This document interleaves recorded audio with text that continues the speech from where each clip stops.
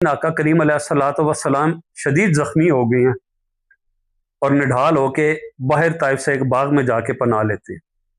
जिब्राइल अमी आप सरकार की बारगाह में पेश होते हैं, अर्ज करते हैं अल्लाह के हबीब अगर हुक्म फरमाएं तो इनको इन दो पहाड़ों को आपस में मिला दें, यानी कि इनको हम इसके दरमियान कुचल दें। पर आप रहमत लिल आलमीन सल्लल्लाहु अलैहि वसल्लम फिर भी उनकी हिदायत के लिए दुआ करते हैं।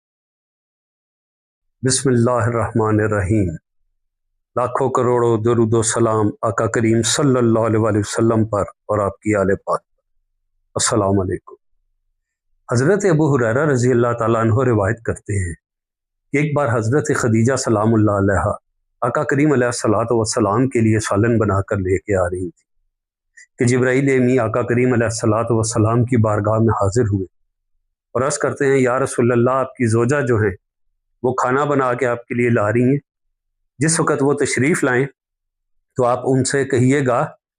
कि अल्लाह वहदहू ला शरीक आपको सलाम भेजता है और ये जिब्राइल भी आपको सलाम भेजता है। नाज़रीन कराम, मैं यहाँ पर एक बात करना चाहूँगा कि क्या वो शान होगी, क्या वो हस्ती होगी और क्या वो मर्तबा और मुकाम होगा कि उनके लिए अल्लाह वहदहू ला शरीक सलाम भेज रहा है। रब के वो कितने महबूब होंगे। रब के हबीब की ज़ोजा के लिए रब ने सलाम भेजा है। वो ज़ोजा जिन्होंने 24 बरस का अरसा सरकार दो आलम सल्लल्लाहु अलैहि वसल्लम के अक़द मुबारक में गुजारा है और उनसे इश्क और मोहब्बत का ये आलम है कि आका करीम अलैहिस्सलातु वस्सलाम ने दूसरी शादी नहीं की। आप सोचें कि सलाम आ रहा है उन्हें रब की तरफ से, और हम वो लोग हैं जो हम कहते हैं कि कहीं एक बार हमारा सलाम आका करीम अलैहिस्सलातु वस्सलाम की बारगाह तक पहुंच जाए तो हमारे दीनो दुनिया सवर जाए। नाजरीन, हज़रत आयशा सिद्दीक़ा रज़ी अल्लाह ताला अन्हा से रवायत है, आप फरमाती हैं कि मैंने एक बार आका करीम सल्लल्लाहु अलैहि वसल्लम से पूछा कि आप खदीजा की सहेलियों में, जब आका करीम कुर्बानी फरमाते थे तो कोई बकरी या कोई चीज़ ज़िबा करते थे तो आप उनका गोश्त हज़रत खदीजा की सहेलियों को भिजवाते, और हज़रत आयशा ने इस पर ताज्जुब से पूछा कि आप यूं क्यों करते हैं, तो आपने फरमाया मुझे उससे प्यार बहुत है। आप फरमाती हैं कि मैंने कभी किसी पे रश्क नहीं किया सवाए खदीजा के, हालांकि मैंने खदीजा को देखा तक नहीं। नाजरीन, आमुल हुज़न का साल आ गया, यानी कि गम का साल। इस साल में आका करीम सल्लल्लाहु अलैहि वसल्लम के दो मजबूत तरीन सहारे वो जो है इस दुनिया से चले गए, रुखसत हो गए। और आज भी यकीन करें, जब ये वाक़या बयान करते हैं ना या पढ़ते हैं तो ये यहाँ दिल में जाके लगता है, एक दिल को ये गमगीन करके रख देता है। एक तरफ मुशरिकीन का इंतहा से ज़्यादा जुल्म आका करीम पर, और दूसरी तरफ आप सरकार सल्लल्लाहु अलैहि वसल्लम के कल्बे अनवर पर हज़रत अबू तालिब अलैहिस्सलातु वस्सलाम का विसाल, और साथ में मुहसिना इस्लाम सैयदा खदीजतुल कुबरा सलामुल्लाह अलैहा का विसाल। दोनों हस्तियाँ जो हैं वफ़ात पा जाती हैं, और कुछ रवायात में 3 दिन भी है और कुछ में 10 दिन भी है कि पहले हज़रत अबू तालिब विसाल फरमाते हैं और 3 या 10 दिन के बाद जो है सैयदा खदीजा सलामुल्लाह अलैहा आप पर्दा फरमा जाती है। हज़रत खदीजा और हज़रत अबू तालिब वो हस्तियाँ हैं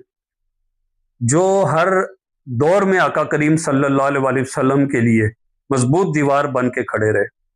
मुशरिकीन मक्का से बचाव के लिए हज़रत अबू तालिब थे, और जहाँ माल की ज़रूरत होती और बाकी घर में, वहाँ पर सैयदा खदीजतुल कुबरा सलामुल्लाह अलैहा हमेशा तैयार मौजूद रहती। नाजरीन, सबसे यहाँ एक अहम बात मैं करना चाहूँगा कि ये वो दो हस्तियाँ थीं जो कि जिन्होंने नबूवत के लिए एक बहुत मजबूत सतून का काम किया। इमारत जो होती है वो सतून पे अपनी बुनियाद पे खड़ी होती है। ये दो बहुत मजबूत बुनियादें अल्लाह वहदहू ला शरीक ने आका करीम अलैहिस्सलातु वस्सलाम को अता फरमाई थी। आप देखें कि जिस वक़्त यहाँ से खदीजतुल कुबरा जाती हैं और हज़रत अबू तालिब, तो वो मुशरिकीन जो हैं जिनमें कभी जुर्रत नहीं थी कि ज़बान दराजी के अलावा वो दस्तो गिरेबान होते खुलम खुला, अब उनकी नौबत यहाँ तक आ गई थी कि अब उन्होंने देख लिया कि एक मजबूत हिसार ख़त्म हो गया है। उन्होंने इतनी तबाही मचाना शुरू कर दी, आका करीम सल्लल्लाहु अलैहि वसल्लम पर पत्थर बरसाते, مکے کے اندر، ابھی آپ طائف کی طرف نہیں گئے، آپ سرکار صلی اللہ علیہ وسلم پر لان تان کرتے، جس میں اطہر کو یہاں تک تکالیف دی جاتی ابو لہب اور ابو جہل کی طرف سے کہ آپ کے یہاں تک آیا کہ پہلو مبارک بھی زخمی ہو گیا، آپ کے گھر کے آگے کوڑا پھینک دیتے، آقا کریم علیہ الصلوۃ والسلام صبر فرماتے آتے،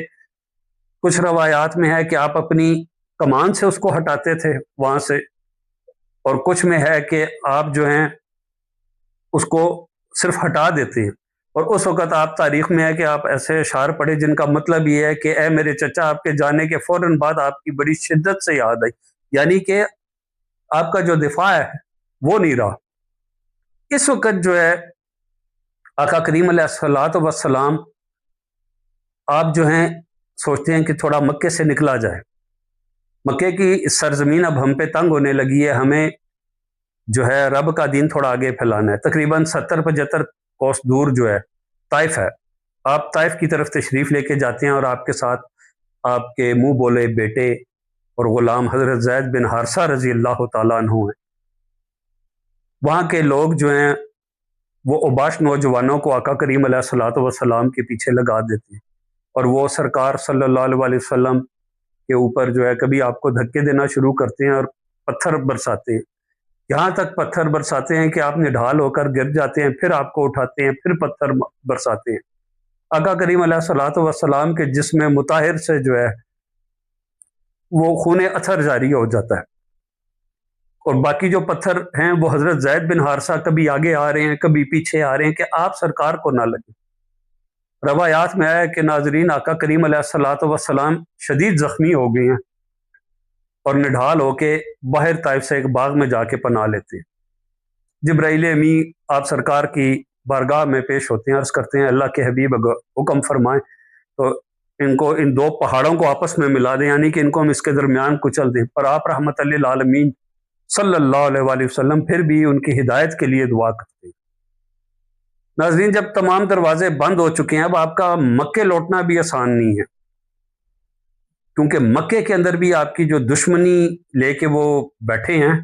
وہ شدید زیادہ تھی، اور یہاں پر ایک 3-4 لوگوں کو ویسے تو آقا کریم صلی اللہ علیہ وسلم پیغام بھجواتے ہیں، لیکن ان میں سے بالآخر جو ہے مطعم بن عدی ایک نام آتا ہے، وہ آپ کو امان دینے کا سوچتا ہے۔ یہ ان لوگوں میں سے ناظرین جو انہوں نے مشرک ہونے کے باوجود شیب ابی طالب میں آقا کریم کو وہاں سے مکے واپس لانے میں اور آپ کے اہل خانہ اور اصحاب کو بڑا کردار ادا کیا، یہ ان لوگوں کا ساتھ دینے والے۔ اس نے اپنے بیٹوں سے کہا کہ مسلح ہو جاؤ، یعنی کہ تلواریں حمائل کر لو، کمانے اور نیزے اٹھا لو، اور مکے میں جمع ہو جاؤ، میں نے محمد بن عبداللہ کو پناہ دینے کا سوچ لیا۔ اس طرح یہ آقا کریم صلی اللہ علیہ وسلم کو لے کر بیت الحرام میں آتا ہے، اور آپ سرکار صلی اللہ علیہ وسلم کے لیے یہ مشرک وہاں پہ کہتا ہے کہ میں نے ان کو پناہ دی،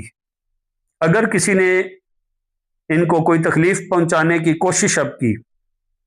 تو اس کے ساتھ انتہائی سختی کے ساتھ پیش آیا جائے گا، اور یہ ایک مضبوط قبیلے سے اس کا تعلق ہوتا ہے۔ اس چیز پر آ کر آپ سرکار صلی اللہ علیہ وسلم جو ہیں واپس مکہ شریف میں آتے ہیں، زبانی کلامی اس طرح اذیتیں دیتے رہے۔ ناظرین، یہاں میں اتنی جسارت نہیں کرتا، لیکن کوشش کروں گا ہلکا پھلکا آپ کو بتا سکوں۔ یہاں تک آقا کریم صلی اللہ علیہ وسلم کے گلا مبارک میں کپڑے کو لپیٹ کر رسی کی شکل دے کر اتنا کھینچا گیا کہ آقا کریم علیہ الصلوۃ والسلام کا چہرہ انور سرخ ہو گیا، اور آنکھیں جس طرح ابل کر باہر آ جائیں گی۔ جگہ جگہ انہوں نے تکلیفیں دی ہیں، کبھی آپ کو پکڑ کے وہاں پر دھکے دیے اور گھسیٹا۔ ان تمام چیزوں کو یہ دیکھتا رہا تھا، بے شک مشرک تھا اور اس نے کلمہ نہیں پڑھا، لیکن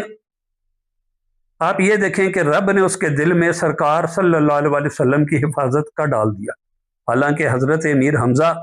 جو ہیں ان کے حوالے کیا تھا حضرت ابو طالب نے اپنے وصال سے پہلے۔ یہ دو ہستیاں اب ناظرین، حضرت ابو طالب اور حضرت خدیجہ سلام اللہ علیہا، بڑے صبر کے ساتھ، استقامت کے ساتھ آقا کریم علیہ الصلوۃ والسلام کی حفاظت فرماتے رہے، اور آپ کا دنیا سے جانا اس کے بعد شدید تکالیف کا سبب بنا۔ اور آپ یہ دیکھیں کہ اس کے بعد اللہ وحدہ لا شریک نے اپنے حبیب کو اکیلا نہیں چھوڑا، یہاں پر میرے رب نے اپنے حبیب صلی اللہ علیہ وآلہ وسلم کی دلجوئی کا ارادہ فرمایا، اور ناظرین ایسی اللہ وحدہ لا شریک نے اپنے حبیب صلی اللہ علیہ وآلہ وسلم کی دلجوئی کی کہ ایک ایسا قرب، ایسا مقام، ایسا اعزاز اور ایسی بلند شان یہاں عطا فرمائی جو اس سے پہلے نہ کسی بشر کو کبھی نصیب ہوئی تھی اور نہ ہی کبھی اور ہوگی، نہ بشر کو نہ ہی فرشتوں کو، کسی کو بھی کائنات میں یہ شرف نہیں ملا تھا جو اب آقا کریم علیہ الصلوۃ والسلام کو اللہ نے عطا فرمایا آپ کی دلجوئی کی تسلی کے لیے،